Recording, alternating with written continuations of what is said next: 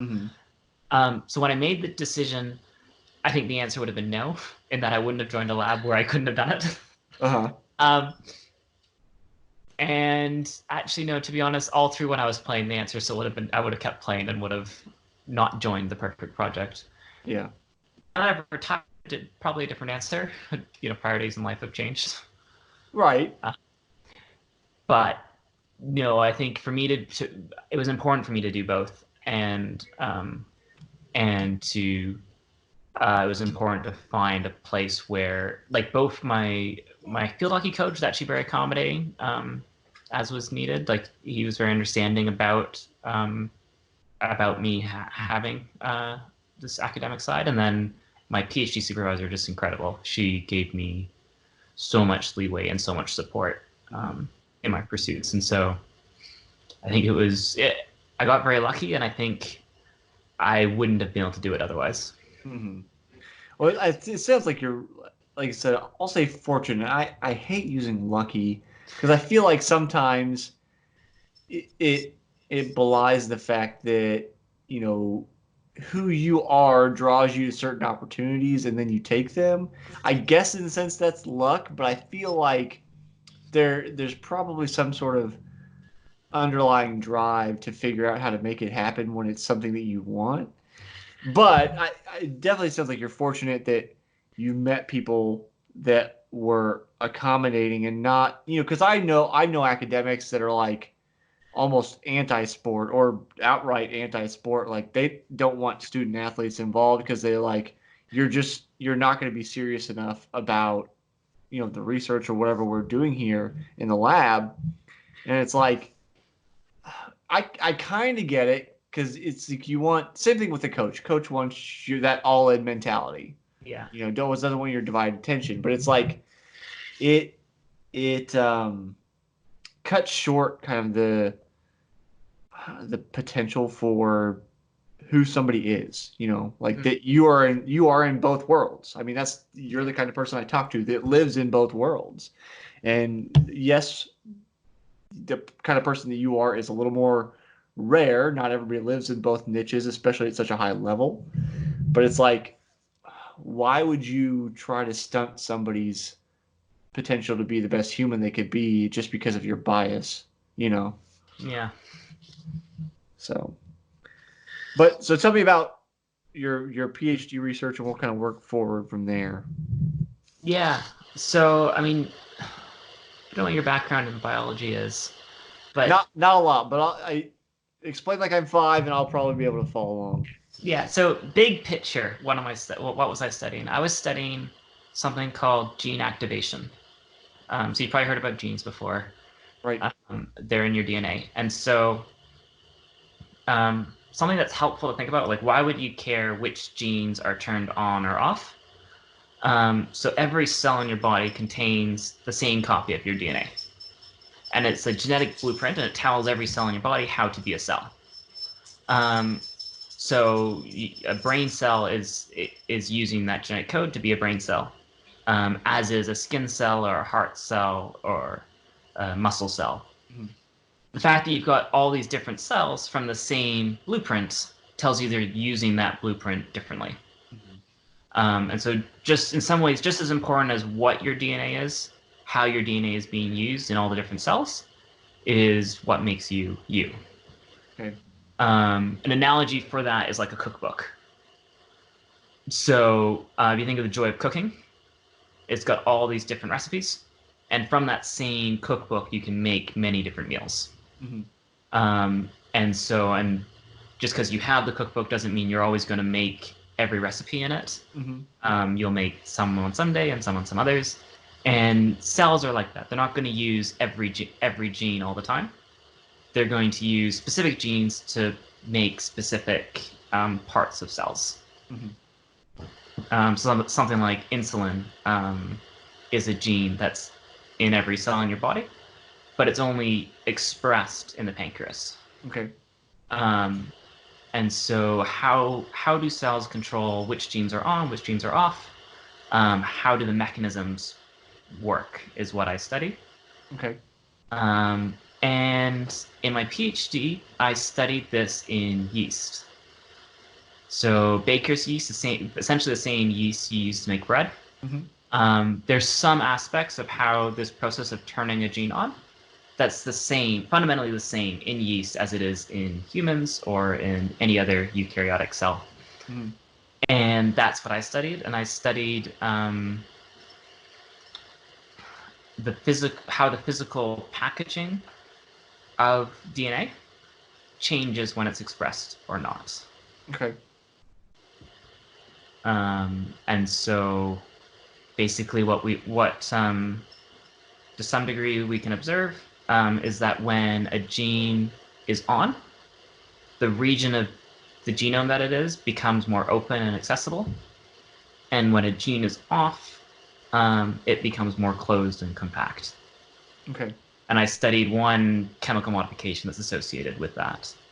Okay.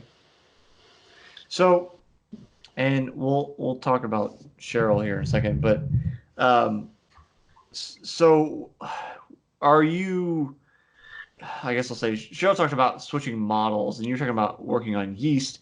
Do you basically commit to a model and say I'm only going to work in that model for all of my research, or does are you able to switch models later on when you go to a different project, or like how do you take I'll say a theory, that doesn't necessarily mean theory explicitly, but how do you take that idea forward when you're switching from, one model to another?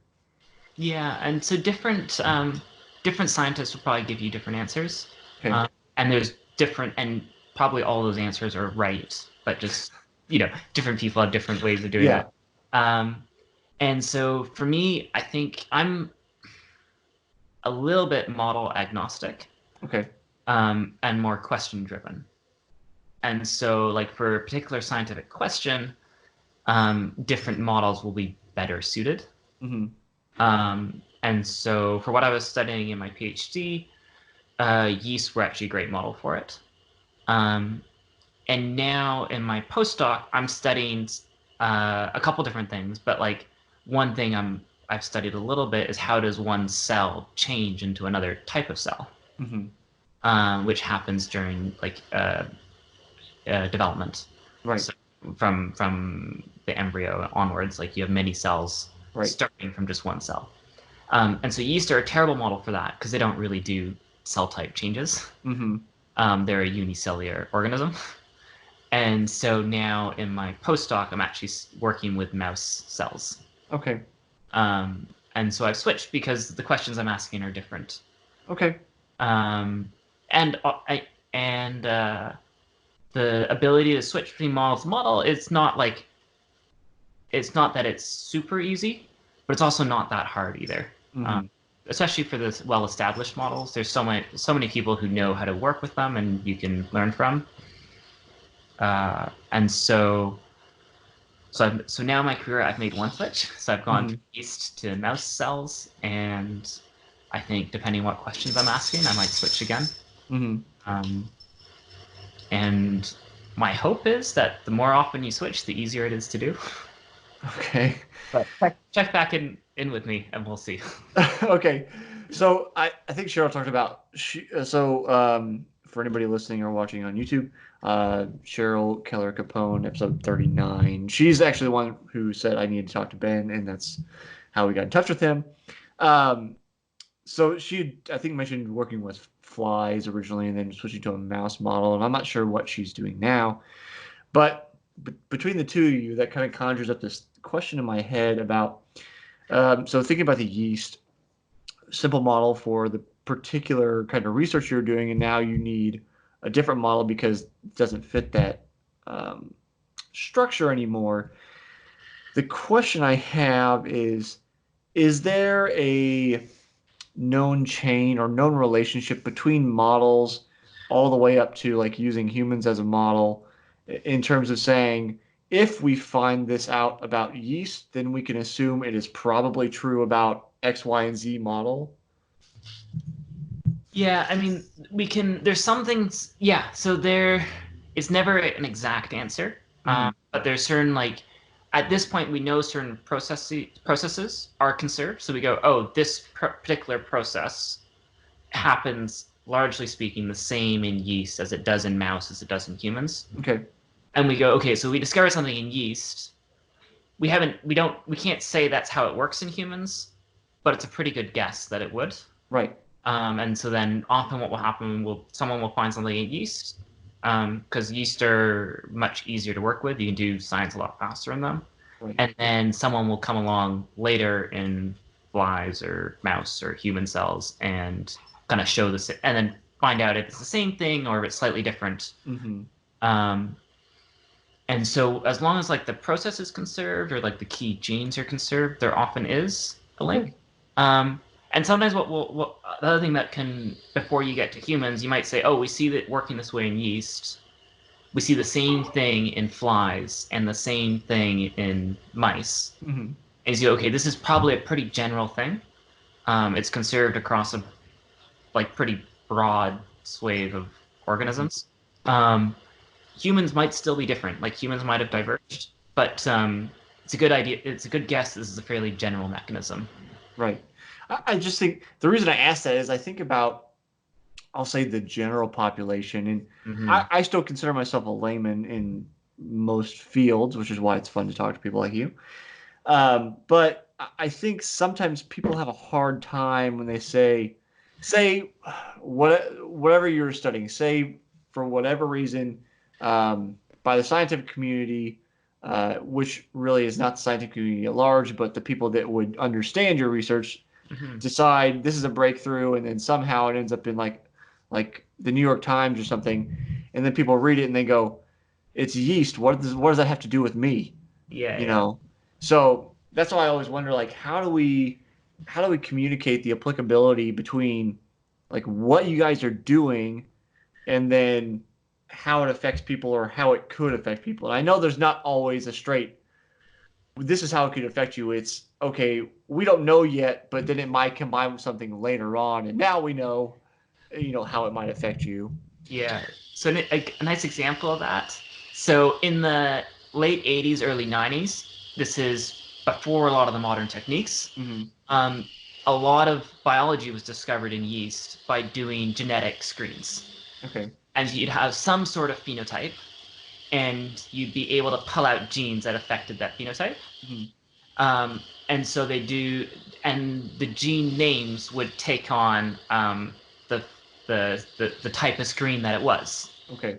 So, for instance, there's a whole bunch of genes that are SNF and then a number, and that's because that stands for sucrose non-fermenting. Okay. So a bunch of those genes were discovered in yeast in late 80s, early 90s.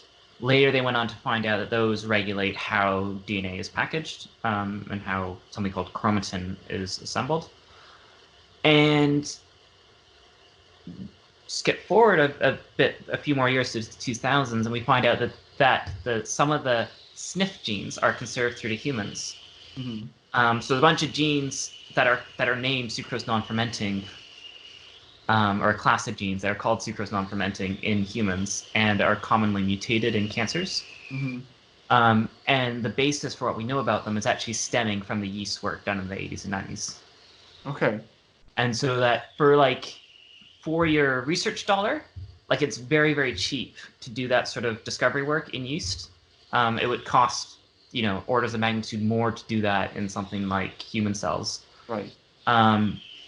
And so we discovered all this biology, and then we find out that that's then actually what's informing us about how things are going wrong in cancer and how we can try and hopefully come up with new therapeutics. Yeah.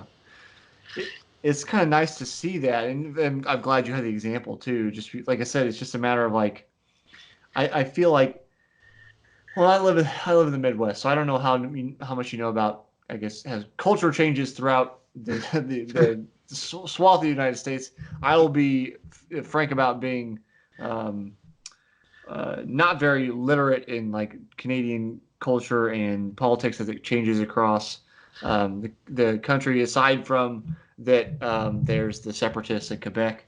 That's about all I know about. But anyway, so I live in a fairly conservative and kind of religious part of the country that almost like demonizes scientists at times. And it's like like they're doing all this. I'll say witchcraft. I'm obviously being facetious, but it's like they're doing these mysterious experiments, and what is it? Why are they wasting money and all these kinds of things? And it's like, look, we're trying to figure out things that help people, to like kind of advance human knowledge. So it's I don't know. I just am trying to share my appreciation for both the work you're doing and for giving a good example of like how that kind of progresses into something that matters farther down the line. Um, so Cheryl said I need to talk to you. How does she know you? How do you know her? How does that happen? Yeah. So Cheryl and I have actually never met in person. Okay. But there's a rich scientific community on Twitter. Okay. And so we've just messaged a bunch on Twitter. And so kind of some shared interests and scientists are very, like scientists on Twitter seem to be extremely helpful and supportive of each other. Mm-hmm. And so there's lots of like scary transitions that like the PhD to postdoc transition for me is one of those scary transitions I went through. Yeah. And I got a lot of help and advice from people I've never met via Twitter, which, I'm not just getting advice from strangers on the internet, but I am a bit getting advice from strangers on the internet. But so, I mean, so Cheryl and I, like, because we both are scientists, we both have interest in sports, and she's got her background as a runner, and so we've connected on that a few times. Yeah.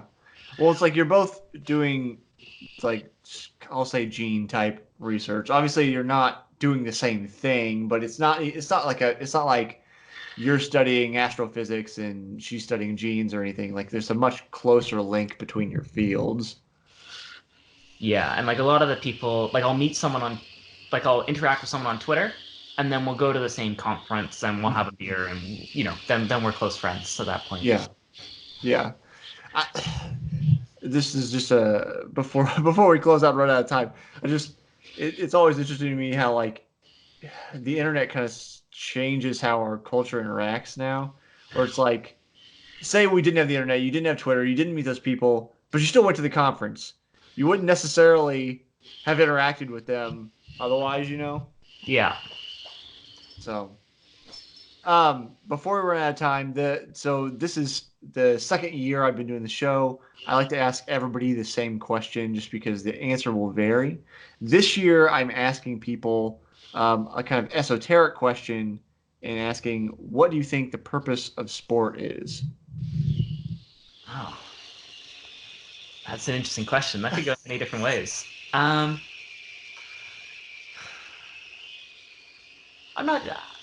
I don't know if I have a clean answer for that. I think I'll answer. Well, I'll answer. What is the purpose of sport for me?